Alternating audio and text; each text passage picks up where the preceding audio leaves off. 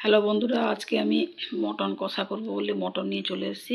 তো আপনারা বলবেন সিদ্ধ করা মটন? হ্যাঁ, সিদ্ধ করা মটন। আমার গন্ধ লাগে, যাদের গন্ধ লাগে এইভাবে রান্না করবেন, একদম মানে গন্ধও লাগবে না, আর যে খায় না সেও খাবে, কারণ সিদ্ধটা খুব দুর্দান্ত করে হয়ে যায়। আপনি এপাশে মশলা রেডি করবেন, ওপাশে গ্যাসে জল গরম করে মটনটাকে, জলটা গরম করে কিন্তু দিবেন মটনটাকে, আর যে জলটা দিবেন ওর পরে আর কোনো জল কিন্তু রান্নায় ইউজ করবেন না।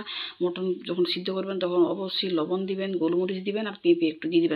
দেখবেন খুব তাড়াতাড়ি চটজলদি সিদ্ধ হয়ে যাবে রান্নাটা, আপনার একদম বেশিক্ষণ সময় লাগবে না, আর গন্ধতে একদম থাকবে না। টেস্ট কিন্তু দুর্দান্ত থাকবে, কোনো অংশে টেস্ট কম থাকবে না।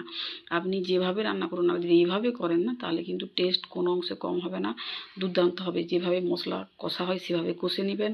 অবশ্যই লাল কালার করা লঙ্কা গুঁড়োটা দিবেন, দিলে এইভাবে কালার আসবে, কেন কালার না হলে একটু মটন বা চিকেন খেতে ভালো লাগে না। আগে তো মানে দেখনদারি, দেখুন কিভাবে কত সুন্দর কালার এসছে আমার।